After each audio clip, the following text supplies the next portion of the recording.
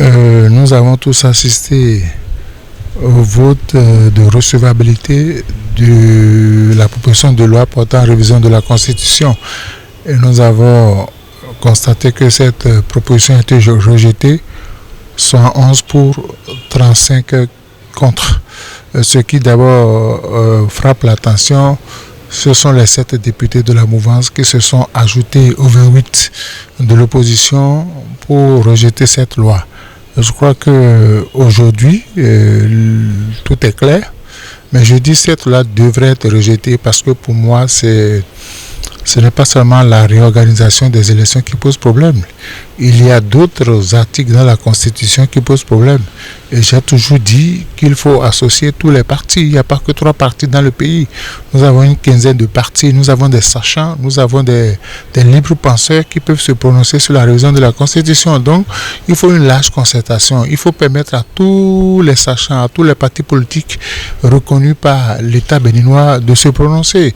Et là, nous aurons une révision consensuelle. Aujourd'hui, la proposition de loi de l'honorable Hassan Seybour ne porte que sur un seul élément et ça pose problème. Donc j'ai dit, il faut peut-être des assises nationales, il faut un dialogue politique au cours duquel on va permettre à ceux qui ont des propositions à faire, on fait les propositions, on fait des compromis sans compromission et là on pourra introduire à nouveau une proposition de loi, mais porter seul une proposition de loi, vous voyez que ça ne pouvait pas prospérer. Et moi j'étais très mal à l'aise quand j'ai entendu l'honorable Hassan Seybour dire sur la télévision nationale qu'il savait que la loi n'allait pas prospérer. J'ai dit mais attends, qu'est-ce qui se passe là? Une loi que vous-même vous proposez, vous passez sur les plateaux de télévision pour défendre votre proposition, finalement vous dites que vous n'êtes pas surpris de l'échec qu'a connu le projet. Donc je dis, il faut qu'on passe à autre chose. Mais j'ai l'appréhension que une fois que la révision de la Constitution a échoué, on risque de corser et la relecture du code électoral. Ça se dit déjà. Et nous allons nous retrouver dans le schéma de 2017-2018, qu'ils vous souviennent que quand les 2 premières tentatives avaient échoué en 2017 et en 2018, vous avez vu ce que ça a donné en 2019. On a dû corser le code électoral qui n'a même pas besoin des députés du Parti Les Démocrates, c'est une majorité simple. Hein? Donc on a dû corser la loi, ce qui a fait qu'en 2019, nous avons eu un parlement acquis au gouvernement. Et je crains que dans la nouvelle relecture du code, que certaines conditionnalités ne soient corsées davantage. Mais je dis, ce qui intéresse les Béninois, c'est que l'on veut vivre dans la paix. Nous sommes des frères. Dans notre devise, on parle de fraternité. Et quand on parle de fraternité, il faut toujours agir en tenant compte de la présence des autres. Les 3 partis qui sont à l'Assemblée nationale ne sont pas les seuls détenteurs du savoir. Et je dis, ce que la Cour demande, c'est ce que les parlementaires appellent souvent la mise en conformité. Et il y a des propositions. On peut tenir compte des propositions de la FCBE, des propositions de Moël Bénin, des propositions de Renaissance nationale qui demandent juste qu'on décale quelques dates. Donc on n'a pas besoin de toucher à la Constitution avant de répondre à l'injonction de la Cour constitutionnelle. Donc je voudrais que les députés fassent le travail pour lequel ils ont été élus. Il ne faut pas profiter. Parce qu'on ne devrait pas attendre l'injonction de la Cour pour relire les textes. Moi, j'ai toujours dit, dès l'installation de la 9e législature, que ce Parlement avait pour mission de relire tous les textes qui organisent les élections dans notre pays. Ce sont des textes qui ont posé problème. Nous savons tous de quoi nous parlons. Mais malheureusement, ils ne se sont pas dépêchés. Un quidam a saisi la Cour qui a fait injonction à l'Assemblée nationale et c'est maintenant que les députés profitent pour introduire d'autres réalités. La politique, ce n'est pas partout qu'on fait la politique. Nous sommes ici sur le terrain du droit. Et si on avait légiféré en 2019, si les députés avaient étudié posément la révision de la Constitution aujourd'hui, nous n'aurions pas constaté qu'il y a des ratés. Donc il faut désormais que les choses soient faites dans les règles de l'art. Il faut associer tout le monde. On n'a aucun intérêt à écarter les autres parce que ceux qui sont aujourd'hui à l'Assemblée nationale, qui leur dit qu'ils seront là la prochaine fois, ceux qui sont à la touche peuvent se retrouver à l'Assemblée nationale. Donc c'est la roue qui tourne. Il faut associer tout le monde. Il faut permettre à tout le monde de donner son avis. C'est parce que quand les gens se sentent exclus, c'est ça qui pose problème. Invitez-les, dites aux gens, parce qu'il y a 2 camps. Nous avons la mouvance, nous avons l'opposition.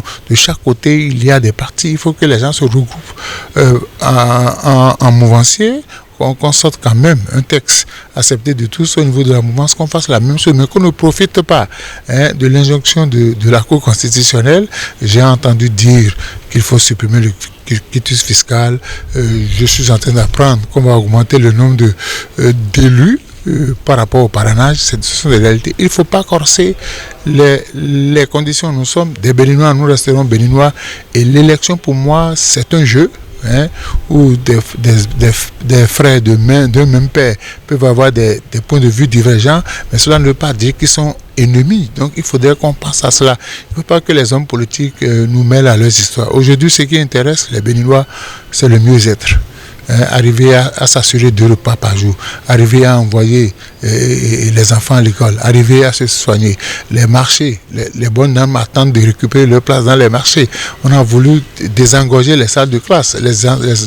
Les apprenants ont besoin des enseignants qualifiés. Donc voilà les défis qu'attend le gouvernement. Le chef de l'État a dit qu'à la fin de son mandat, il souhaiterait être porté en triomphe. À 2 ans de la fin, je voudrais qu'on accorde la priorité au bonheur des Béninois. C'est vrai qu'on ne peut pas faire le bonheur des 12 millions de Béninois, mais qu'on peut faire le bonheur aujourd'hui de la majorité des Béninois.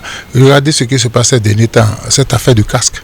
On ne nous a pas dit quel casque il faut utiliser. On ne nous a pas dit. Le gouvernement n'a pas fixé de façon officielle un prix.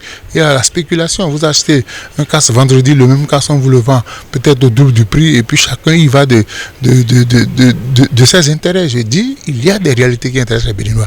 La preuve, quand la révision a échoué, est-ce que vous avez entendu des gens réagir?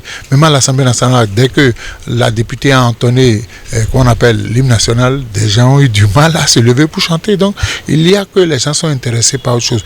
Moi, vous voyez, quand on écoute un peu ceux qui ont voté contre, ils vous donnent leur avis. Et ils ont dit que ce n'est pas la priorité des Béninois, c'est le timing qui pose problème. Il faut associer tout le monde pour que nous ayons une révision consensuelle. Moi, je dis, après tout, on va se retrouver au-delà de nos convictions politiques. Nous devenons des frères.